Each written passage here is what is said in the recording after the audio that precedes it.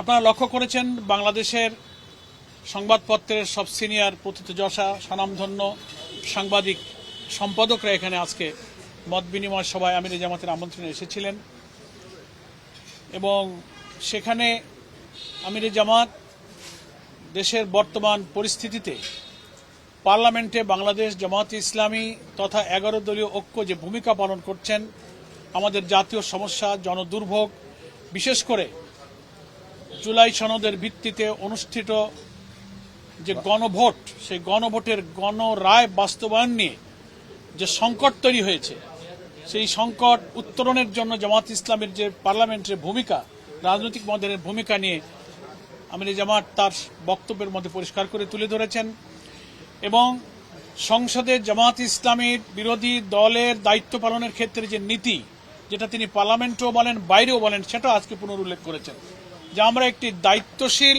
এবং গঠনমূলক বিরোধী দলের ভূমিকা আমরা পালন করব সেটা যে আমরা করে যাচ্ছি প্রচলিত প্রথাগত বিরোধী দলের রাজনীতিতে যে ব্যাড প্র্যাকটিসের একটা পুরনো খারাপ ঐতিহ্য যে ছিল সেটা ভেঙে আমরা যে দেশের স্থিতিশীলতা রাজনীতি গণতন্ত্রের উত্তরণে আমরা যে ভালো কাজে সরকারকে সাহায্য করব সকল মন্দ জনস্বার্থ বিরোধী কাজে আমরা প্রতিবাদ করব এই পলিসির উপরে জামাত আছে এটি সম্পাদকদেরকে ব্রিফ করা হয়েছে এবং সম্পাদকদের মধ্য থেকে জামাত ইসলামের এই পার্লামেন্টারি পলিসিকে অ্যাপ্রিসিয়েট করা হয়েছে স্বাধীনতার 54 বছরে অনেকেই মন্তব্য করেছেন যে গঠনমূলক দেশকে স্থিতিশীল রেখে সরকারকে বিরোধিতার জায়গায় বিরোধিতা সহযোগিতার জায়গায় সহযোগিতা করে বিরোধী দল একটা বৃহৎ ভূমিকা যে পালন করছে এটা আমরা এই প্রথম দেখতে পাচ্ছি এটা তারা প্রশংসা করেছেন এবং আমাদের আমিরে জামাত তাদেরকে কৃতজ্ঞতা জানিয়ে বলেছেন আমরা সকল অন্যায় গণবিরোধী জনস্বার্থ বিরোধী কাজে আমরা সবসময় প্রতিবাদ জানিয়ে যাব তবে আমার সেই বিরোধিতা প্রতিবাদ হবে নিয়মতান্ত্রিক এবং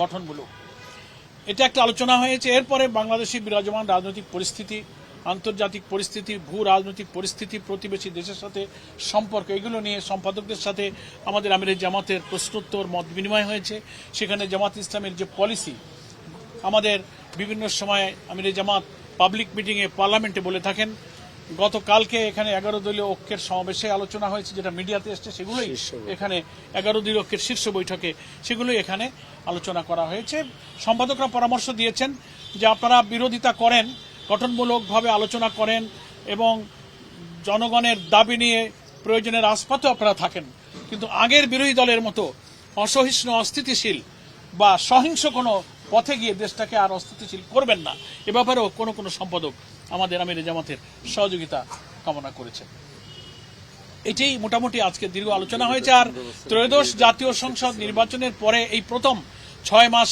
অতিবাহিত হলো আমাদের নেতা এবং পার্লামেন্টের বিরোধী দলীয় নেতা এই জাতীয় সংবাদপত্রের সম্পাদকদের সঙ্গে প্রথম মত বিনিময় প্রকাশ্যে খোলামেলা মিলিত হয়েছেন বলে সম্পাদকরা অত্যন্ত খুশি হয়েছেন তারা বলেছেন যে এরকম সুযোগ পেলে আমরা মাঝে মাঝে আমাদের মতামত দিতে পারব এবং জাতীয় সংসদে বর্তমান সরকারি দল বিরোধী দলের এমপিদের সঙ্গে কোথায় কোথায় বৈষম্য করছে তারা উন্নয়ন কাজে বরাদ্দে বিলি বন্টনে ইভেন পার্লামেন্টের ফ্লোরে আমাদের কথা বলতে দিতে আইন প্রণয়নে নানা নোটিশ গ্রহণের ক্ষেত্রে আমরা কি প্রচেষ্টা চালিয়েছি বিদ্যুৎ গ্যাস সংকট আমাদের গণভোটের গণরায় কার্যকর করা দ্রব্যমূল্য প্রবাসীদের অধিকার নানান ইস্যুতে জামাত যেসব ভূমিকা পালন করেছে আমরা যে পার্লামেন্টে স্পিকার অথবা সরকারি দলের পক্ষ থেকে যে কি বলবো ইনসাফপূর্ণ কোনো আচরণ আমরা পাইনি বরং অনেক জায়গায় আমরা বৈষম্যের শিকার হয়েছি সেগুলো তিনি তুলে ধরেছেন এবং সে ব্যাপারেও সম্পাদকদেরকে যারা লেখনির মধ্য দিয়ে সাংবাদিকতার মধ্য দিয়ে জাতির কাছে সত্য তথ্য তুলে ধরেন আমাদের আমিরে জামাত তাদের সহযোগিতা কামনা করেছেন যে গণতন্ত্র উত্তরণে দায়িত্ব পালনে বিরোধী দলকে আপনারা সহযোগিতা করবেন এ ব্যাপারে তিনি সম্পাদকদের কাছে সাহায্য কামনা করেছেন এবং জাতীয় সংসদে ইতিপূর্বের বিরোধী দল কি সব ভূমিকা পালন করে দেশকে অস্থিতিশীল করেছে অকার্যকর করেছে সম্মানিত সম্পাদকরা সেই সমস্ত ইতিহাসও স্মরণ করেছেন সেক্ষেত্রে আপনারা যে ব্যতিক্রম সেটাও উনি প্রশংসা করেছেন এবং আমরা সংসদকে কার্যকর রাখতে চাই কিন্তু সেটা কনস্ট্রাকটিভ এবং রেসপন্সিবল একটা অপোজিশন হিসেবে আমরা দায়িত্ব পালন করতে চাই এবং সম্পাদকরা এটা স্বীকার করেছেন আমরাও তো বলেছি যে সরকারের দায়িত্বে যারা আছেন তাদেরকেও দায়িত্বশীল হতে হবে, তা নাহলে শুধু বিরোধী দল একা সব দায়িত্ব নিয়ে দায়িত্বশীল হতে পারে না। এ ব্যাপারে সরকারি দলের পক্ষ থেকেও সহযোগিতা এবং দায়িত্বশীল ভূমিকা কাম্য। এই সব আলাপ আলোচনা কিন্তু হয়েছে। আপনাদের সকলকে ধন্যবাদ। আমাদের সম্পাদক বৃন্দ এবং নেতৃবৃন্দ এখানে আছেন। আমাদের বিরোধী দলীয় নেতার সাথে আমাদের বিরোধী দলের উপনেতা কেন্দ্রীয় নায়েবে আমির ডক্টর আব্দুল মোহাম্মদ তাহের ভাইও আমাদের এই বৈঠকে উপস্থিত ছিলেন। অনেক মাননীয় সংসদ সদস্য, নির্বাহী পরিষদের অনেক সদস্য আমাদের সঙ্গে উপস্থিত ছিলেন।